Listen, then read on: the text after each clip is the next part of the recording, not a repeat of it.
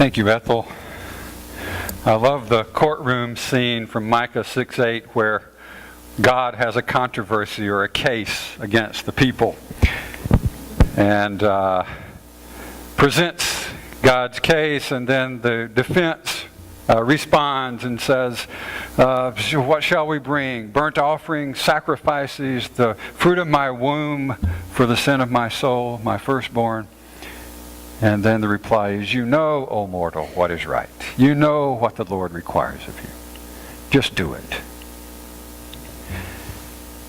I had a struggle with the how to title this sermon for today, and it's one of those times where I came up with a title long before the idea was actually developed. And so Bible believing or blessed really comes from a different sermon than the one I'm going to preach today. I'll give you a little background on that, though. The Bible believing, and you may want to check this out, George Barna Research Group has identified the top Bible believing cities in America. Indeed, yeah. And you'll be happy to know that the Charlotte metropolitan area is number 7 on the list. We are some of the most Bible believing people, according to George Barna, in America. Most of the others in the top 30 or 40 are in the South as well. I see a pattern. So we own that reputation of being the buckle of the Bible Belt. I'll give you a little bit more background, though, because it's important for you to know the questions they ask to determine what the most Bible-believing cities are.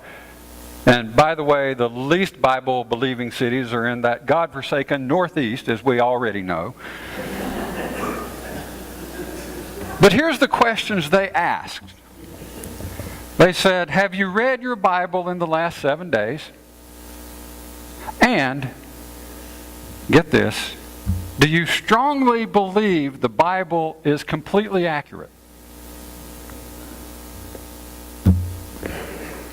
Now, I don't know why that wouldn't obviously indicate one's belief in the tenets of the Bible and the teachings of Jesus, but I would have a case against them for asking the questions that way. I don't think those questions tell you anything about what it means to believe the Bible. So, with the sermon that I am going to preach today by a different title, which might be called, as Mac Davis said, "Oh Lord, it's hard to be humble." Do you remember that one? Come on, you got to remember that one. You could sing that along, couldn't you? When you're perfect in every way, I can't wait to look in the mirror. I'll have to stop there.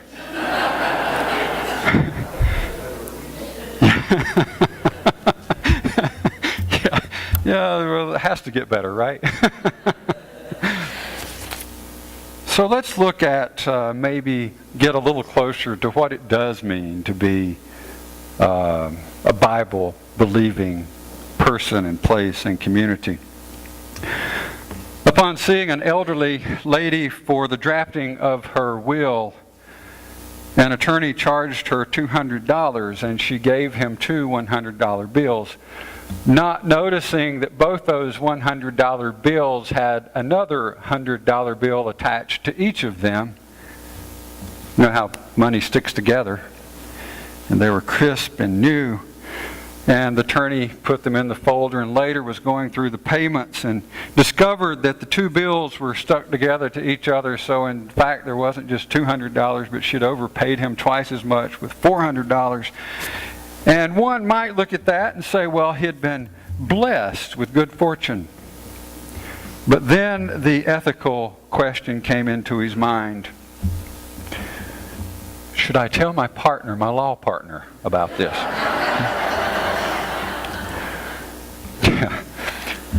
We began a 4-week series, actually, in the book of Matthew on the Sermon on the Mount, chapters 5 through 7 in Matthew. And I consider these sayings part and parcel to what it means to understand Jesus, to know what his mission was about, at least from Matthew's perspective. And for all intents and purposes, Matthew has a pretty good perspective on this in the Sermon on the Mount. It's come to be called the Sermon on the Mount because the belief is it was delivered from a mount probably close to Capernaum. However, the place itself is less important than the reason Matthew has him do this from a mount, because not only does Matthew have Jesus give these teachings on a mount, Matthew also divides them up into 5 sections, so that one is reminded not only, his Jewish audience is reminded not only of the giving of the law, the Torah, the first 5 books of Moses, but also of Moses himself, who received those on the mountain.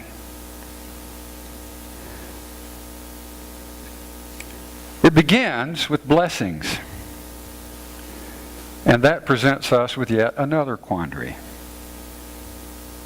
Because a little more seriously than the blessing of good fortune the attorney encountered, what does it mean to be blessed, really? How would you describe being blessed? Would you refer to yourself, perhaps, as blessed? And what would you mean by that? So let's talk about that for just a second. We won't go into a long litany, but give me some idea what it means to you to say you're blessed. And I'm going to agree with you. So, good health, more than you need, family, good family. Why do we say good family? Parents in good health, being happy, having a church family, having work, fulfilling work is even better. Food, having enough food to eat.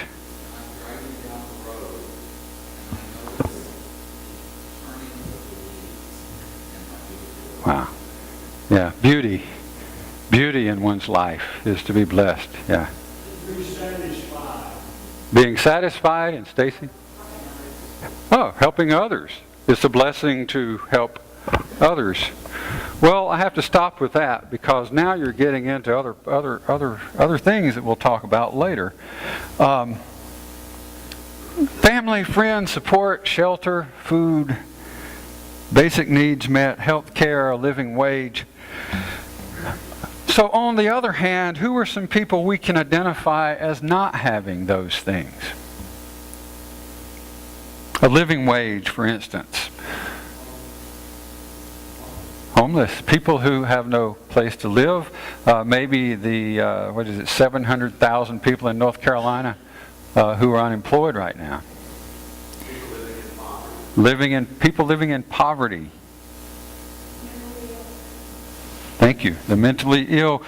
The single mother working at a fast food restaurant for the minimum wage since 2009 of $7.25 an hour, which when you do the computations, if she's able to work 40 hours a week and keep her children healthy to do so, then she makes around right about $15,000 a year. That's gross income, not net. Taxis come out of that. Maybe not too many taxis, because that's actually right at or below the poverty level. Now think about your own utilities, your house payment or your apartment, the payment on your apartment. You know how much that is. Think about how much child care costs and insurance, both on the contents of your property if you don't own your house, or on your house if you do, and on your automobile, the upkeep, including cost of operating the automobile, buying tires and fuel. And I think you get the picture. Not blessed. At least not in our minds. When we look at other scenes of blessing from the Jewish scriptures, as well as other traditions, other religious traditions and other spiritual traditions, with regard to what it means to be blessed and blessing, they portray blessing with prosperity to some degree. There's no getting around that. It's what happens. It's hard to separate it from such. For instance, the sign of God's blessing to Abraham. You remember Abraham in Genesis. The sign of God's blessing. What does God say? I will bless you and make your name great. Your seed will be as numerous as the stars in the sky, as numerous as the sands of the sea. Think about what it takes to support descendants of that magnitude.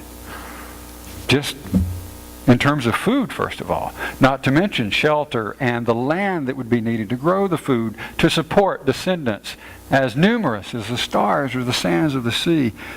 God's sign of blessing to Abraham is prosperity. And then Abraham's son, Yitzchak, or Isaac, in his old age and poor vision, bless his heart, in giving his blessing to his sons as he's near death, somehow gets his hands crossed up as they're before him, and he blesses the younger Jacob with the older brother Esau's blessing. And this is a big deal. Why? Because the older son got a bigger blessing. And a bigger blessing meant greater prosperity. And in that day and time, what did prosperity look like?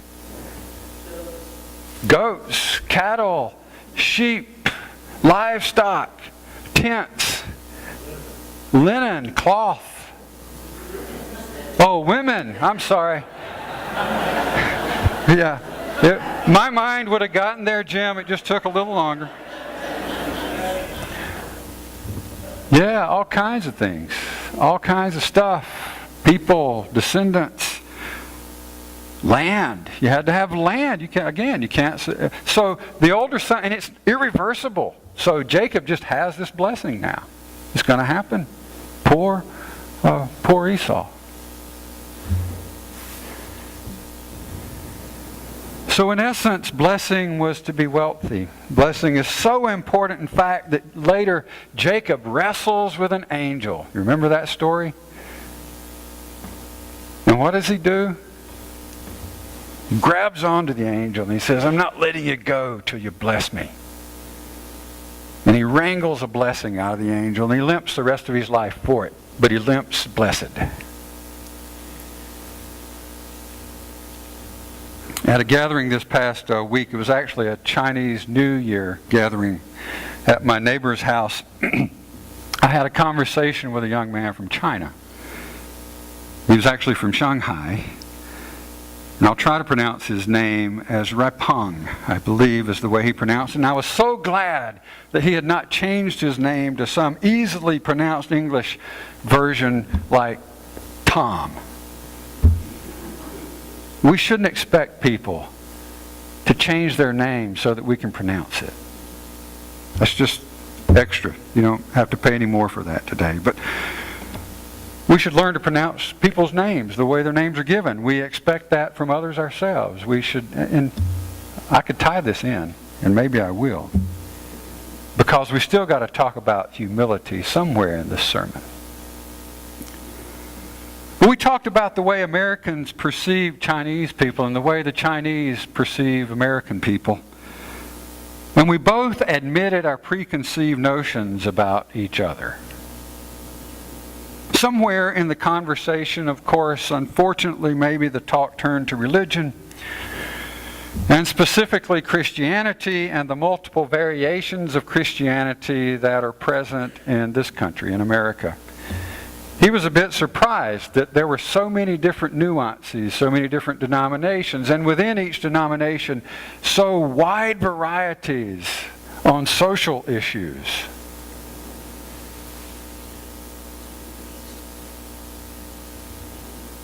On that topic of Christianity, he revealed that he had watched a number of sermons by a well-known TV preacher who is a peddler of the prosperity gospel, who shall remain nameless, because I happen to know from some of you that you probably watch this person. And I said to Raipeng, well, he'll probably show up in my sermon on Sunday. And thus he has. Sort of like the groundhog's shadow. You know, I don't care what happened up there today. The sun might have shone up there, but when that groundhog came out down here, it was cloudy. And I sure hope that indicates something for the political climate as well. The prosperity gospel peddlers exploit this idea of blessing by prosperity to such a degree that it actually becomes a shadow side of blessing. You see, everything has a shadow side. Everything taken to an extreme or exploited for one's own purposes takes on a shadow side. Because they preach that if you're living right, God will bless you. So the logical conclusion to that is, if one is struggling and one is poor and one is living in poverty, born in poverty for that matter, like our minimum wage mother might have been, then one may be seen to be cursed by God. In fact, such a curse runs parallel to the idea that those who are sick, particularly with mental illness, are cursed because they did something wrong, or their parents did, or they're being blamed somehow for who they are. So following that kind of thinking, that prosperity is a part of believing in God and God's blessing, then that God most richly blesses those who are most wealthy if we follow that kind of thinking. And the lawyer in the funny story is the poster child for such blessings. But Jesus says, I love saying that, but Jesus says unto us, blessed are those who are poor in spirit. Luke just leaves it at poor. For theirs is the realm of heaven. Blessed are those who mourn, they will be comforted. The meek, they'll inherit the earth. Those who hunger and thirst for righteousness, they'll be filled. Blessed are the merciful, they'll receive mercy. Blessed the pure in heart, they will see God. Blessed the peacemakers, they'll be called children of God. Blessed are those who are persecuted for righteousness' sake, for theirs is the realm of heaven. Blessed are you when people revile you and persecute you and speak all manner of evil against you falsely on my behalf. For so persecuted they the prophets who were before you. Rejoice and be glad. So I had to ask my new friend if the preacher he had listened to on TV had ever encouraged his listeners to go serve the poor in a soup kitchen, or stay overnight with homeless people in a church basement, or to demonstrate against the injustices of the powerful perpetrated against the poor. And he raised no objection on the part of the preacher. Picking up on the courtroom scene, we might say there was no defense. 2 weeks ago, Oxfam released its Working for the Few report. I read about it in the Huffington Post. The report found that 85 people, get that, we're just about 85 people here today. 85 people in the world, the whole world, own more wealth than the poorest half of the world's population, or 3.5 billion people. 85 people own more wealth than half the world's population. That's astounding. Not only that, but the wealthiest 1%, which includes more, of course, than just the 85 people, the wealthiest 1% of the population owns 65 times more wealth than the lowest earning half of the population, the same 3.5 billion people. So, I suppose we might say the wealthiest 1% are blessed 65 times that of the lowest half of the population.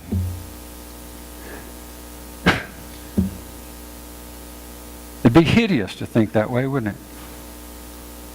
A few weeks ago, the World Economic Forum stated in its risk assessment that income disparity was one of the 10 global risks of highest concern for 2014.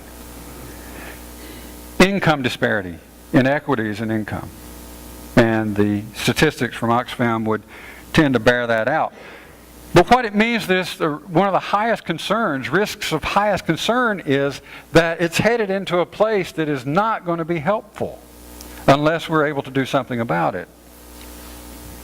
When we hear the words of Jesus in the Beatitudes, which it's a word that means blessed. We hear Jesus, Beatitude, the word itself means blessed. Jesus say these words. I have to admit, I'm confused about how people the 3.5 billion people who are living in the lowest part of the income of the world are blessed.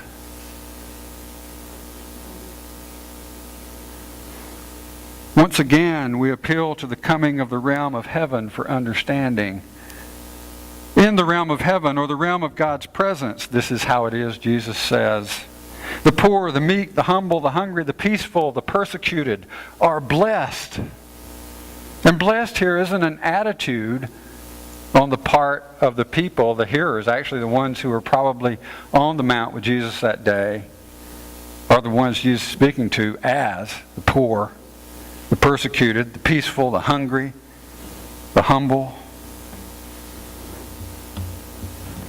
The way this lines up, blessed isn't how they feel. Rather, and here's the important point of the Beatitudes, blessed is how God feels about them. Blessed is the attitude of God's favor toward them. Those who have need. And there isn't really, and at least not in these verses from Jesus, any judgment about wealth or those who have it, at least not here, but there is a noticeable favor toward those in need. When Jesus says, blessed, blessed, blessed, blessed, blessed are those in need.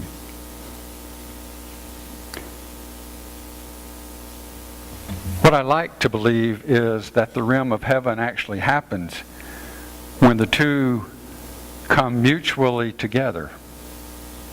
We might even say when the haves approach life and wealth, walking humbly with God, and are able to recognize that those who are in need and living in poverty are also a part of who they are because they exist on the same planet and are of the same Creator.